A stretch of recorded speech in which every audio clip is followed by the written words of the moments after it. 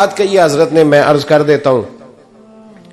محدث ابن جوزی رحمۃ اللہ علیہ ایک بزرگ کے بارے میں فرماتے، وہ کہتے ہیں کہ میں گھر میں کوئی کام کرانا تھا، کام ہوتے ہیں نا چھوٹے موٹے گھر میں، تو فرماتے ہیں میں مزدور لینے گیا بغداد میں۔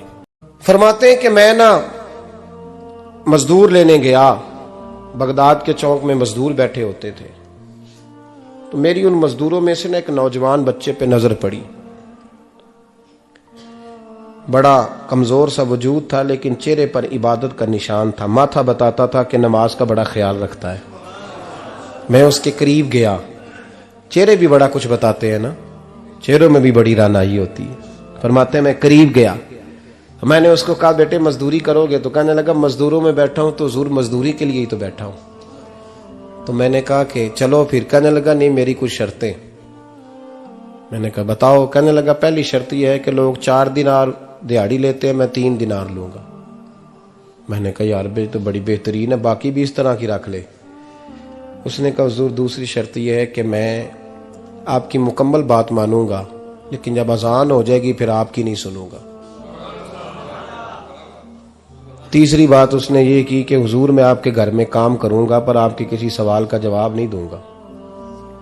کہتے ہیں میں نے کہا یار تو بڑا عجیب ہے، شرطیں تو مالکوں کی ہوتی ہیں۔ کہنے لگا جی بہرحال میں شرطیں لگا کے جاتا ہوں۔ فرماتے ہیں میں اسے گھر لے آیا، کام میں نے اس کو بتایا تو جو کام مزدور سارے دن میں کرتا ہے نا اس نے 2 گھنٹے میں ہی کر دیا۔ ہمارے مزدور سگریٹ پینے میں بھی تو آدھا گھنٹہ لگاتے ہیں نا، وہ چائے پینے جائیں تو پونا گھنٹہ، وہاں ان کو بھی تو دیانتداری کرنی چاہیے کہ نہیں کرنی چاہیے؟ نے معاہدہ کیا ہے نا جی، تو پورا اترنا چاہیے نا۔ کہتے 2 گھنٹے میں، اب کام جب بندہ شروع کراتا ہے تو کام اور نکل آتا ہے۔ کہتے کام میں نے اس کو اور بتا دیا، وہ کرنے لگا۔ اس نے مٹی نکال کے رکھی تھی باہر رستے میں، تو اذان ہو گئی زور کی، اس نے وہیں کدال چھوڑی کئی اور چلنے لگا۔ تو میرا بیٹا کہنے لگا اس کو ذرا برابر کر دو۔ کہنے لگا چپ کر جا، تیرے باپ سے بات ہوئی تھی، جب اذان ہوتی ہے تو میں کسی اور کی نہیں سنتا، صرف اللہ رسول کی سنتا ہوں۔ کہتے ہیں مسجد چلا گیا، نماز پڑھ کے آیا تو دوپہر کا وقت تھا۔ میری بی بی کہنے لگی اس کو کھانا کھا لے۔ کہتے ہیں ہم نے کہا کھانا کھا لو، تو کہنے لگا میں نے روزہ رکھا ہوا، رمضان بھی نہیں تھا، نفلی روزہ رکھا ہوا۔ فرماتے ہیں شام ہوئی، میں نے 3 دینار دیے تو میں نے کہا تیرا نام کیا ہے؟ کہنے لگا میں نے آپ سے کہا تھا میں کسی سوال کا جواب نہیں دوں گا۔ کہتے ہیں وہ چلا گیا۔ اگلے دن میں پھر لینے گیا اسے، کام کچھ اور نکل آئے تو لوگوں نے بتایا وہ صرف ہفتے والے دن آتا ہے۔ میں نے کہا کیوں؟ کہنے لگے جی وہ کہتا ہے میرا ہفتے کا خرچہ 3 دینار ہے، جب 3 دینار کما لیتا ہوں تو باقی سارا ٹائم اللہ رسول کی ذکر میں گزار دیا کرتا ہوں۔ فرماتے ہیں جی اگلے ہفتے میں پھر لینے گیا، میں نے پورا ہفتہ انتظار کیا کہ کام اسی سے کرانا ہے۔ میں جب گیا تو میں نے کہا چلو، کہنے لگا میری شرطیں یاد ہے نا؟ اور میں نے کہا یاد ہے بھائی ساتھ چل۔ فرماتے ہیں کام کرایا، 2-3 ہفتے وہ آتا رہا۔ ایک ہفتے میں گیا تو لوگوں نے کہا حضور آج نہیں آیا، کیوں؟ کہنے لگے بیمار ہو گئے۔ کہاں گھر ہے؟ کہنے لگے بغداد کے قبرستان کے پیچھے جو کچی آبادی ہے اس میں رہتا ہے۔ فرماتے میں گیا، دروازے پہ دستک دی تو کہنے لگا حضور آپ ہیں؟ دروازہ کھلا ہے، آ جائیے۔ فرماتے ہیں میں اندر گیا تو میں نے کہا تمہیں کیسے پتا چلا میں آیا ہوں؟ کہنے لگا حضور اللہ والے ہو، آپ نہیں آنا تھا، ورنہ امیر تو غریبوں کا پتہ لینے کوئی نہیں آتے۔ کہتے میں قریب گیا تو کہنے لگا میں آپ کا انتظار کر رہا تھا، تیز بخار ہے، تپ رہا۔ جیب سے کچھ پیسے نکالے، کہنے لگا یہ پیسے رکھ لیں۔ ایک انگوٹھی نکالی، کہنے لگا حضور آج رات کو میرا انتقال ہو جائے گا، ان پیسوں کا کفن خرید کے صبح جنازہ پڑھ کے مجھے دفن کر دینا، اور جب دفن کرو تو یہ انگوٹھی لے کے عصر کے بعد ہارون رشید کے پاس جانا، آپ اسے کہنا میں نے ملنا ہے پر وہ آپ کو ٹائم نہیں دے گا، آپ اس کو آواز دیجئے گا کہ تیری ایک امانت ہے میرے پاس، پھر وہ آپ سے ملے گا تو انگوٹھی دے دیں، پھر آپ میری طرف سے فارغ ہیں۔ حضرت فرمانے لگے تیرا نام؟ اور کہنے لگا حضور وقت تھوڑا ہے،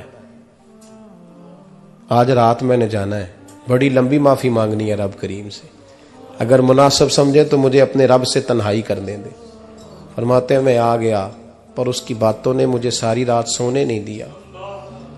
فرماتے ہیں صبح بڑی مشکل سے سورج نکلا، میں گیا دروازے پہ ہاتھ رکھا تو دروازہ کھلا ہوا تھا، اندر داخل ہوا تو خوشبوئیں میرا استقبال کر رہی تھی، جب چہرے سے کپڑا ہٹایا تو اس کا تو انتقال ہو چکا ہے، انتقال ہو چکا ہے، ایسے ہے جیسے کسی کا دیدار کر کے سویا ہے۔ کہتے میں تو 2 آدمی لے گیا تھا جنازے پہ، پر پتہ نہیں دنیا کدھر کدھر سے آئی، کہاں کہاں سے، اکھاں جدو میٹیاں زمانہ مینو روے گا، اپنا تے اپنا بیگانہ مینو روے گا، اپنا تے اپنا۔ اور میاں صاحب نے کہا تھا بعد مرن دے مکھڑا میرا ہو جاوے جے تازہ، پھر سمجھ لینا محبوب میرے نے آن پڑیا جنازہ۔ اور کسی اردو کے شاعر نے کہا تھا میرے مرنے پہ ہر سو شور مچ جائے گا دیکھو گے، اللہ کو میرے مرنے پہ ہر سو شور مچ جائے گا دیکھو گے، کہنے الوداع سرکار خود تشریف لائیں گے۔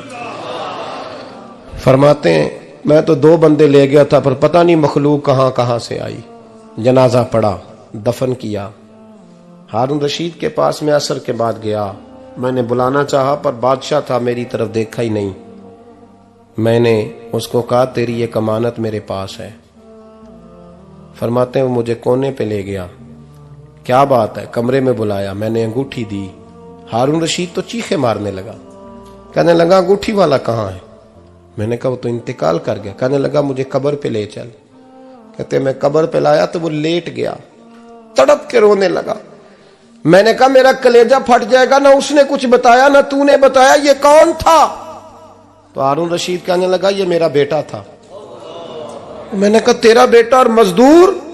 کہنے لگا حضور یہ حضرت داؤد تائی کے پاس بیٹھا کرتا تھا، ان کا مرید تھا، مجھے روز کہتا تھا ابا تو نے بڑی دنیا کٹھی کر لی ہے، مرتے وقت تجھ سے ٹانگیں سمیٹی نہیں جائیں گی، اتنا حساب نہیں تو دے سکے گا۔ میں اس کو سمجھا دیتا، اس کی اماں سمجھا دیتی، یہ روز ہمیں کہتا چھوڑ دو آ جاؤ اللہ رسول کی بارگاہ میں جھک جائیں، ہم سمجھ۔ ایک دن یہ چلا گیا، کہنے لگا پھر تمہارا راستہ اور ہے اور میرا راستہ اور ہے۔ یہ سونے کی انگوٹھی غلطی سے اس کے پاس رہ گئی تھی، غلطی سے ہیرے کی انگوٹھی چلی گئی۔ کہنے لگا دیکھو میرے بیٹے نے آج وہ بھی واپس کر دی ہے۔ پھر تڑپ کے کہنے لگا ہارون رشید تھا تو یہ میرا بیٹا پر میرا مرشد نکلا، میرا پیر نکلا۔ بھائی زندگی تو بڑی تھوڑی ہے نا۔